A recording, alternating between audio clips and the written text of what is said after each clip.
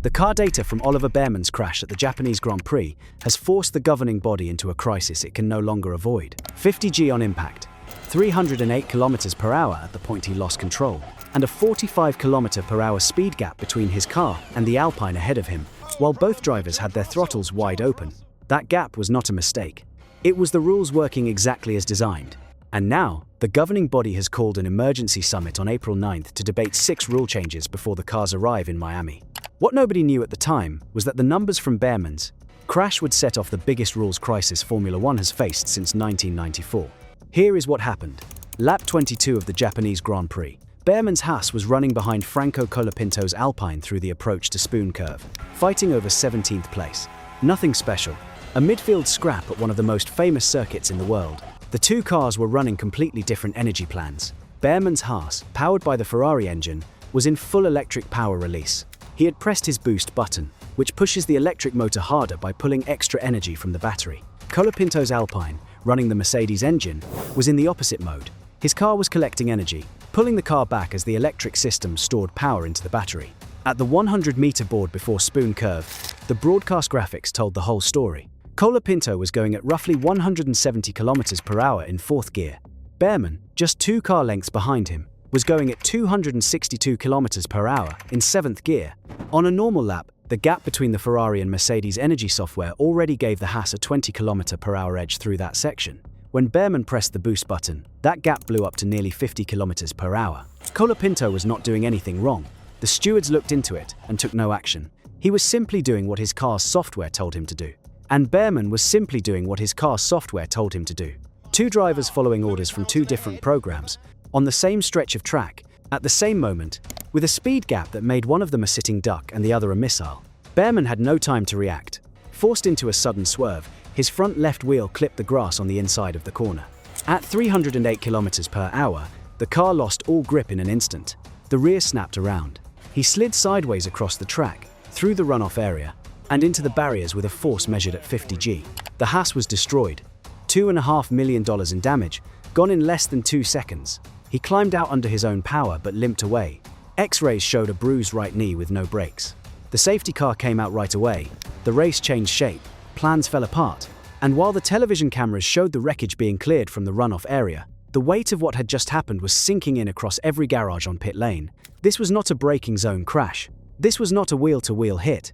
This was 2 cars going in the same direction, on the same stretch of circuit, at full throttle, with a closing speed that turned a normal passing attempt into a 50G impact. Every team boss watching the data screens understood what that meant. If it happened here, at a circuit with one of the most open runoff areas in the sport, it could happen anywhere. And not every circuit has gravel traps and tarmac buffers between the racing surface and the barriers. If you are wondering how that level of impact stacks up against other major crashes, it topped the well-known crash at the 2015 Russian Grand Prix, which hit 46G. Most heavy Formula One impacts fall in the 20 to 35G range. Bearman's crash was well beyond that mark. The governing body put out a statement on race day, admitting that high closing speeds played a part in the crash, and saying that meetings would be set up in April to look at the rules and decide whether changes were needed. Critics spotted the careful wording right away. The statement framed the coming meetings as pre-planned rather than crisis responses, and dodged any admission that the rules themselves were broken. But the April 9th summit is very much a crisis meeting. The Formula One Commission will bring together team technical heads, engine makers, governing body leaders, and Formula One bosses for what is being called inside the paddock a crunch meeting. The scrapping of the Bahrain and Saudi Arabian races due to conflict in the Middle East opened up a surprise 5-week break in the schedule, giving both time to study the problem and pressure to act before the cars arrive in Miami on May 3rd. 6 solid proposals are on the table. First, raising the super clipping power limit from 250 kilowatts to 350, which would let energy be collected at full throttle and get rid of the lift and coast phases that create the dangerous speed gaps. Second, dropping the peak electric motor power below the current 350 kilowatts to smooth out the speed curve and stretch battery life across longer sections. Third, cutting the per lap energy recovery limit from the current 9 megajoules down to possibly 6 or 7, sharply cutting the need for the sudden slowing that turns cars into roadblocks. Fourth, forcing an earlier or steeper power ramp down to stop the sudden speed drop at the end of straights.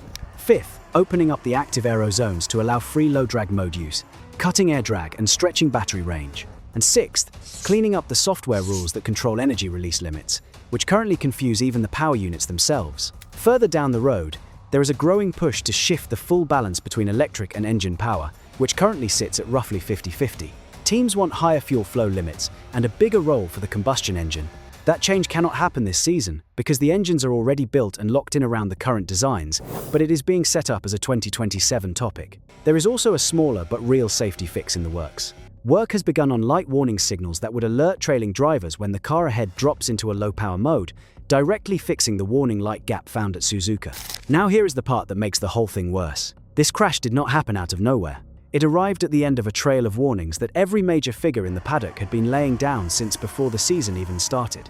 Dangerous closing speeds were flagged during pre-season testing in Bahrain back in February. The Grand Prix Drivers Association raised formal concerns at multiple driver meetings throughout the opening races. The drivers were not vague about it. They were specific. They named the problem, they laid out the scenarios, and they asked the governing body to act. The response they got was, in short, patience. After the Chinese Grand Prix, the governing body's stance was that it had ideas for fixes but wanted to avoid making rush changes. The chosen phrase was knee-jerk reaction. The drivers heard that and took it as a brush-off. Then the barrier at Suzuka stopped the talk. The driver reaction after the crash was unified in a way rarely seen in Formula One. The message from the grid was clear and steady. The drivers had warned the governing body what could happen, and this was the result of a massive speed gap never before seen in the sport until the new rules. The focus shifted right away to what would happen at circuits with no runoff. Picture these closing speeds at Baku, Singapore, or Las Vegas, where the barriers are concrete walls and the room for error is measured in centimeters. The 50G reading at Suzuka was higher than the worst crashes of the last era, and Suzuka at least had space to take the hit. The problem had already earned a nickname in the paddock, mushroom mode. The term caught the madness of a system where the speed gap between two cars on the same straight can reach 50 to 60 kilometers per hour, with neither driver doing anything different. Colapinto compared the feeling to being on an outlap, while another car behind is on a qualifying push lap. The madness went even further. During one earlier race, a driver found himself passing a rival not because he wanted to, but because his battery pushed out power against his wishes and he had no way to stop it. Passing in the 2026 era had become, in the words of one veteran on the grid, accidental. A near miss during Friday practice at Suzuka had already set the tone before the race even started. One driver was caught roughly 3 times faster than expected on the main straight by the car behind, and both had their throttles wide open. The same driver also spotted a key safety gap that nobody had noticed. The warning lights on Colapinto's car were not lit up when his car was in its low-power energy-saving mode. That meant drivers coming up from behind had no visual sign at all that the car ahead was going much slower than expected. No lights, no warning, just a fast-shrinking gap and a prayer. If you are enjoying this deep dive into the biggest safety crisis in modern Formula One, hit subscribe and turn on notifications so you do not miss the next chapter of this story as the governing body's meetings unfold. While all of this driver anger was building out in the open, a separate chain of events was making things even more heated behind the scenes. The public data feeds that Formula One gives to media and fans were a mess at Suzuka. The numbers coming from Bearman's car had no link to what was happening on track. Not just on the crash lap, but on several laps before it. Post-race study across many platforms found the same problem. The race data was useless because of tech errors, and this was not a one-off. At the Chinese Grand Prix earlier in the season, Mercedes car data seemed to vanish fully during the superclipping phases of the electric system. Wild theories spread online, claiming the governing body was hiding one engine maker's power edge. The reason turned out to be electronic mix-ups from the more complex 2026 power units, but the damage to trust was already done. At the Australian Grand Prix, the contents of a private drivers' meeting about rule concerns were leaked to the media. The reaction inside the drivers' group was furious.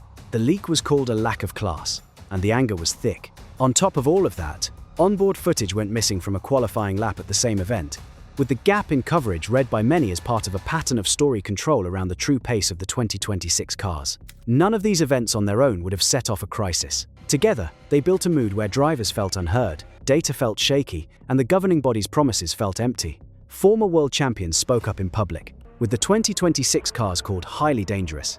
The drivers' private messaging group was more active than it had ever been. The politics around the proposed fixes are messy, as expected. The biggest engine makers are pushing for caution, wanting data-backed tweaks over big changes that could slow lap times by up to 2 seconds. The smaller teams and the drivers themselves want faster, bolder action. The tension within the paddock captures the bind the sport is stuck in.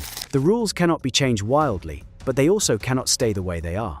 The trouble with changing Formula One rules mid-season cannot be stressed enough. Teams have designed and built their entire cars around the current engine designs. Aero setups have been wind tunnel tested for months based on specific power release traits. If the energy recovery limits are cut from 9 megajoules to 6, every team's lap time models are suddenly wrong. If superclipping limits change, cooling systems built for one set of heat levels are now dealing with different ones. Even something as simple sounding as shifting when the electric motor starts to wind down, its power output needs software reworking that spreads through dozens of linked systems. The teams that pushed hardest for these rules in the first place, the ones with the most advanced electric engineering groups, stand to lose the most if the rules shift under them. And everyone in the paddock knows it. The drivers, for their part, do not care about the politics. They care about not being hurt. Bearman's crash is the sharpest sign of what many see as a deeply broken rule set. 3 races into the 2026 season, the formula has produced what the paddock now openly calls Mario Kart racing. The on-track product has been called very fake by drivers who no longer feel their inputs decide the result. Television viewership has dropped 40 to 50% in multiple markets. The link to the safety crisis that followed the deaths of Ayrton Senna and Roland Ratzenberger at Imola in 1994 has become too strong to ignore. That link would have sounded extreme a month ago. After Suzuka, it does not sound extreme enough. The Japanese Grand Prix itself gave a second proof of the problem beyond Bearman's crash. George Russell's Mercedes hit a software glitch at the same part of the Suzuka circuit on lap 37, causing his car to suddenly and without warning slow down. Charles Leclerc, running right behind him, only just missed a crash. That moment proved that the danger is not limited to different cars running different power plants. Even a single car's own software can create the kind of wild speed swings that put lives at risk.